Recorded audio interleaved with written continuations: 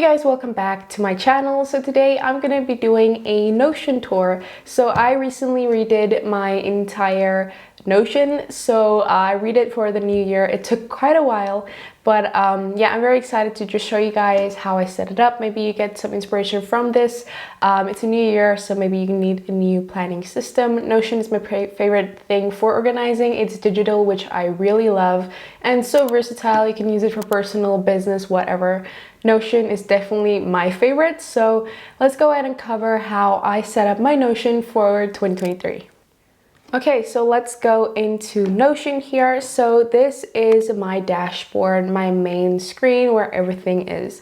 So as you can see here on the side, I have all my pages.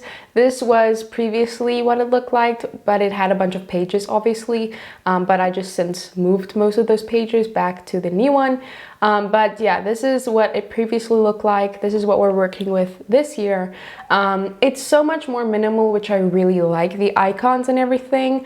And also just having a dashboard and then going in managing everything. So I really like that. I really wanted minimal this year. So yeah, the icons that I have here, so this icon here, all these icons, as you can see, kind of look the same.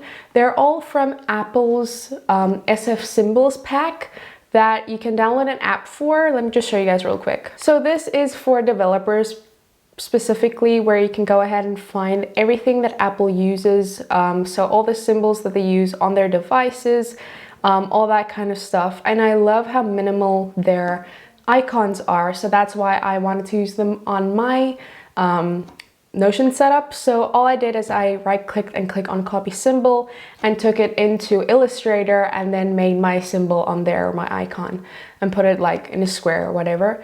And you can also change the color and all that. So I really like this. All these icons I'll have linked in the description box below. But yeah, so that is what I did for all these icons. They're all from Apple's pack of icons. So for my cover, for my homepage, I just have this GIF from Pinterest. I used a lot of GIFs previously. I think this is the only one that I now have set up for my pages, just because I love GIFs, but I don't want too much of them. So I just have one for the cover page, for my homepage, and then I just have this little icon here that, again, I got off of that pack of Apple's icons. And then we just have 6 sections here, which is 6 different sections for all my pages, and one of them is a to-do list, which I will get to. So let's go into the first category here, which is dashboard, and in here I have 4 pages. So the first one is to-do list. Now this I got off of Jules Acree's her kind of Notion setup. She made a video about her Notion setup, and I'm pretty sure she sells her template, but I just watched the video and kind of made it my own and saw how she kind of did it. So I did not purchase her template, but if you have the money for that and you don't want to waste a lot of time setting it up, her setup is very great and you can buy it. So I'll have that linked in the description box below. Most of the things here is from her setup that I got inspiration from, some of them from other places which I will mention, but this also, the dashboard is also very similar to hers. So just all credit to her. Then we have my cover for this page, One Day at a Time. I made this in Illustrator. Most of the covers I did make myself. I just made something and kind of went with whatever page it was. We just have this little icon, and here we have the to-do list. So this might look very confusing. Let me just explain. So the first section we have here is the brain train, this table. These are all one database, as you can see. So yeah, this here is where you input your tasks. So let's go ahead and type in edit video. Then we have our context, so this is what that is. These are my options, so this is high energy.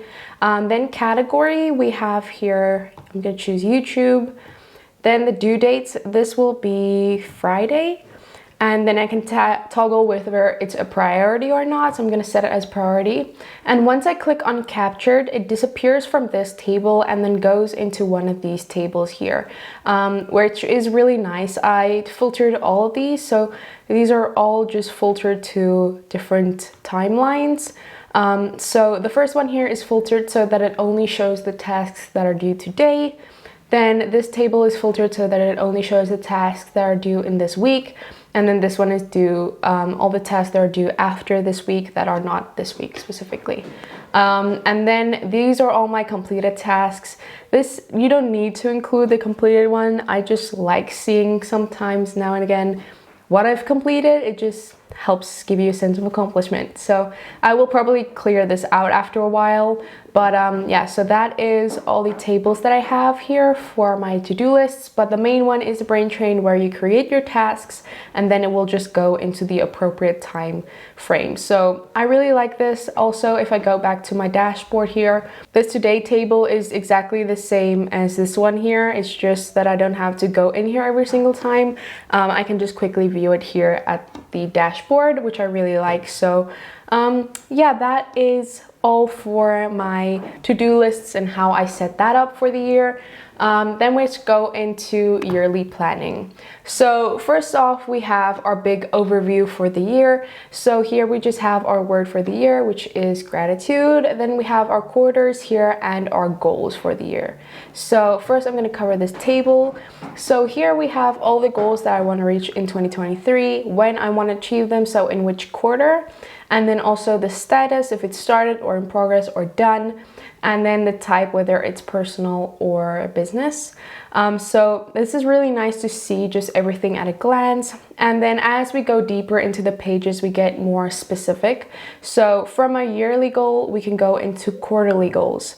So here you can separate all your yearly goals into different quarters. So here you can see my top 3 priorities for this quarter, which is January to March. You can set those, your monthly goals, which I'm going to get into, and then the end of quarter review, which you will do at the end of March, which is then what you liked about the quarter, what you learned, and what you lacked. So this is just a nice thing to give you an overview of your quarter, and then you can go in even more specifically into months. And here you also have your top 3 priorities, and then your month in review, also like, learned, and lacked. So this is really nice. I like that you start with the year, then you can go into the quarter, and then you can go into each month. And then you can go into even weekly planning by going to your to-do list. So this is really nice. I love it. And I think this is a really nice system for setting up goals tracking and everything. So yeah, I'm really excited to be just trying out this template and seeing how it works for me in this year. Okay, so now let's move on to weekly review, which is just a page that has a review of my week that I can fill in every month, or every week, sorry. I have here just goals that you can go to. So this is just the pages that I previously showed, just links to those pages. But then if I click on new here for a new week, at the end of every week, this should actually say week, by the way, oops, then I can go ahead and fill this out. What went well this week, what could have gone better, and what do I want to achieve this week, with a link to our to-do list so that I can add those in there. So this is just a quick weekly review that I think is really nice to do. You can rate your week here, and then we'll just show it in this little graphic, and it can be set to which month it is. So this is just a quick page that I wanted to make just because I feel like weekly check-ins are really nice to do. So yeah, that is my weekly review. Then we have reset here, which are just all things that I want to reset every month or every week. So as you can see, those are just some of the things I want to cover. So yeah, that is just for resetting your week or your month. Then let's move on to the personal category here. So first off, we have books here, which is one of my favorite setups. So I got this off of Graffiti. They have a bunch of Notion templates, and this one was definitely one of my favorites. So it sections your books into different categories. It shows you what's next. It shows your reading goals and everything. I absolutely love it. I didn't personalize it a bit to my liking, but overall it works the exact same as the Graffiti template. So we start off here at the bottom, which has your master book database. So here you can just add all the books that you want, the author, status, priority, type, genre, pages read, the progress. So here you can just see all the books that you have on your database. And then this database is sectioned into different categories. So this is my bookshelf. So these are all the books that I have. And it has this kind of gallery view, which looks really nice. It also has these little sections that you can go into. So recently read, I don't have anything recently read. Then we have reading history, highly rated, favorites, all that kind of stuff. So I can just go ahead and look at all of that. And then we also have up next, so books that are basically on my TBR, and then currently reading, which I don't have anything right now. But yeah, this is such a nice database to track all your books. I highly recommend checking out this template, link in the description box below.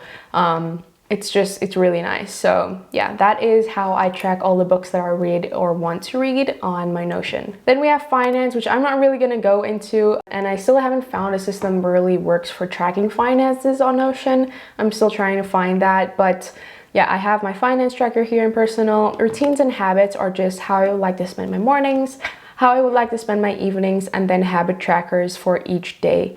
So I can go ahead and go into that and then just track my habits that I want to keep track of. Yeah, anyway. Then we have our journal, which I don't use a lot. I used to use it a lot more, and it's not really elaborate setup. All I have here is you just click here and then it just creates a new entry. And then after a while, if this starts to pile up, I can just categorize this into thoughts I want to keep and thoughts I want to archive. So yeah, that is all for a journal. It's nothing great or too like in depth, but it's just nice to have that option. Then we have lists here. So these are just things that I kind of want to have a list of, but that I don't really use that often, I guess. So first off, we have food here. So here I just have a bunch of recipes that I have set on my Notion. I don't have all my recipes here. Mostly I use an app on my phone which is called Cookbook, which I have most of my recipes in, but some of those recipes that I don't have there, I have here. So that is that. Then we have wish list, which is also from Jules Acree's setup. I think she has this for free on her website actually. But then you just go ahead and add all the items that you want to buy, but you don't know if you really need to buy it yet. And then you have not to buy list. So mine is just physical books. I haven't added anything else. So that's what you really don't want to buy this year. So mine is set to physical books. I recently got a Kindle, which I have an unboxing on if you want to check it out. So my no buy list is definitely physical books because it's sometimes just more expensive also. So that's my no buy list. And then money I didn't spend. So if I say here like I'm not gonna get it, then it will go to this little table here. So this is nice to have just to see everything, so you don't just go ahead and buy something. Basically the rule is give yourself 48 hours from adding it to this table to decide whether you actually want to buy it or not. So yeah, that is the wish list kind of tracker. Then we have here equipment to pack. So this is just for me because I tend to be forgetful sometimes, and when we have like a Bible study thing, I am in charge of the equipment that needs to be packed for that. So that would be cameras and all that kind of stuff. And then I just have these little databases here to help me keep track of that. So nothing too special, just something that makes me not forget. And then we have resources here, which is just a dump basically of a bunch of things that I've added here that I don't really necessarily need on my homepage. Yeah, that is just basically a junk file of things. Again, we have this table like I've already mentioned. Then we have my business category here, which is just everything for my YouTube channel. So first off, let's go into Content Manager here, which is my main section. So in here, I can literally schedule all my videos. I go ahead and look at what needs to be done, which videos are in the works. So in here, I have this table, which just has all my videos that are currently in progress / ideas. Then we have my calendar view to see exactly when I'm planning to upload what.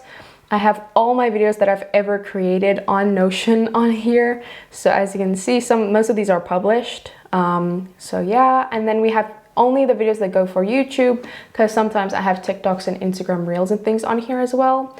And then I have to-do lists, which is if I have something that I need to do and I want to schedule it on my calendar, I like to view that all here as well. As you can see here, this is what it would look like. I set exactly what I want to film and when I want to edit and whatnot. That's if I have a lot of videos coming up. So yeah, that is my setup. So this is just an overview of all the videos, and then here I can go into whether it's an idea, planning, writing script, filming, or ready for editing. So this is just easy because I can just move it around. So this Notion 2023 video I'm filming currently, so I just move it to there. Then here at the bottom, I just have this page for brand collabs, which I don't have really set up yet. This is just a campaign that I did. So if I'm working with a brand, I would add their things all in one place. So that is what that is for. I have a whole video on how I manage my videos on Notion. If you want to check that out, I'll have that linked in the eye up top. But yeah, it's kind of changed a bit just because I got this view. But overall, it's just the same thing. So you can go check that out. Then we have ideas dump, which is just a dump of all video ideas that I have, which I don't really use that often. And then we have branding here. So recently I did change my channel name. I got married, so I could finally change it to my name because I changed my surname. So in here, I just add my my banner of my channel. I add in the profile pic my demographic and how I would like to edit my thumbnails. So it's just a quick little overview for me to see what kind of my planning is for that. Then we have the last section here, which is growth.